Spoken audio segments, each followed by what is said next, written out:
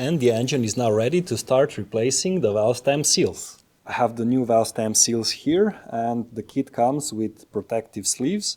You put the protective sleeves onto the valve stem and then you push on the new seal, and this way it is protected from the grooves on the stem. And here are the rest of the tools that I'm going to need, and the most important tool is this special 3D printed compressor tool. This is a tool that I designed for N42 and N46 engines, and the tool fits onto the cylinder head and you can compress the springs and remove the keepers. And this particular tool is a full kit, which means I can compress all 4 springs at the same time and I can replace all 4 valves at the same time. So I'm going to put the link down in the description to my website where you can order it, and I have to say that a lot of people ordered it and had great success and wrote back to me and said, wow, this is an awesome tool, thanks. So if you want to support my work, yeah, order it and replace the valve stem seals yourself. Then I'm going to use some magnetic screwdriver. I'm going to use the 15mm socket for removing the old seals, and I'm going to use the 16mm socket for installing the new seals. And I'm also going to use the rope method for preventing the valves from falling inside of the cylinder. So the basic idea is you remove the spark plug and then you cram in this rope, and then you rotate the engine so that the piston compresses the rope against the valves, and this prevents them from falling down into the cylinder. Now this method is a bit controversial because in some rare cases you can actually get a knot inside of the cylinder, which means you cannot remove the rope anymore. That actually happened to people a couple of times, they reported it back. So just keep this in mind, that if you use this simple rope method, you could end up having to remove the cylinder head because of a knot inside of the cylinder. So I cannot recommend it 100%, but so far it worked very well for me. I hope I don't jinx it. But the alternative is to use compressed air with a special adapter. So you put the piston in top dead center position, apply compressed air through the spark plug via adapter, and that holds the valves in place. Engine is already in top dead center position for the piston 1 and 4, so I'm going to start working on the number 1 and number 4 cylinder first. First I'm going to remove the spark plugs. Now I'm going to tap all of the springs, and this will help release the spring plate from the keepers. I'm going to put a little bit of grease on the bolts and also on the tips, and this will reduce the friction and it's gonna make operating the tool a bit easier. I've made a mark on the crankshaft pulley, and this way it's gonna be easier for me to orient when I rotate the crankshaft. I'm going to put the first piston in the most bottom position. This way I'm going to free up the volume of the cylinder, and I have to keep the chain tight against the sprocket. Now I'm going to put in the rope, and I'm gonna be careful not to rotate it too much. I want it to go straight in. This way I reduce the risk of creating a knot. Okay, this should be enough, about 50 to 70 centimeters of rope. Now I'm going to keep the chain tight, and I'm going to rotate the crankshaft counterclockwise until I feel the resistance of the rope.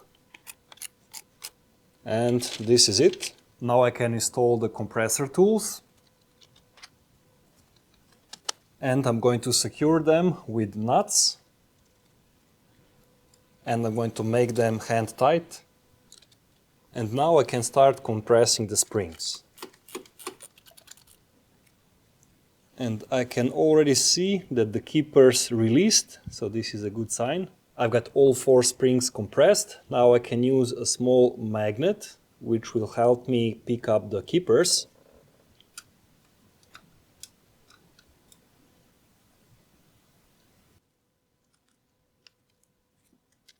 Now I can release the compression, and then I can remove the tools. Next I can remove the springs. To remove the old seals, I'm going to use a long 14mm socket, and I'm going to press it onto the seal. And now I'm going to use a ratchet and I'm going to rotate it slightly and it should release. And here it is.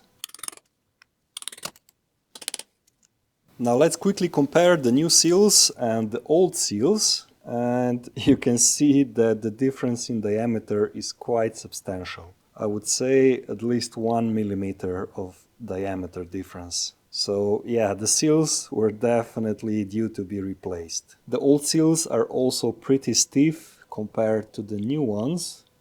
Oh yeah, what a difference. Next, protective sleeves. I'm going to put a little bit of oil on the seals. In they go.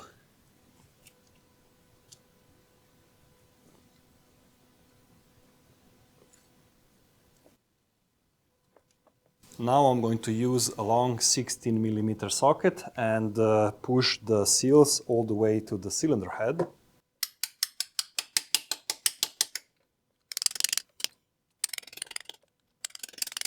Now I can remove the protective sleeves and put back the springs. Compressor tools back on, and I'm going to compress the springs again, and I'm going to orient the sockets so that I can reach the keepers.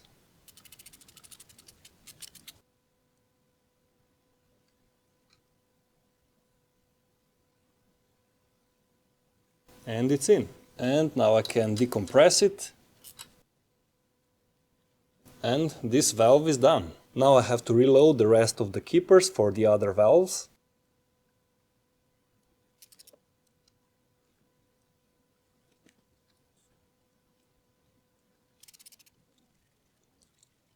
Now I can finally remove the compressor tools. I just need to do the final inspection and make sure that all of the keepers are properly aligned. And it looks like they are. Now I can rotate back the crankshaft. Again, I have to make sure that the chain is nice and tight. And now I can remove the rope. Cylinder number 1 is done. Now I just have to do the cylinder number 4 and then cylinder number 2 and 3. And here are all of the seals replaced. So this should solve the oil consumption.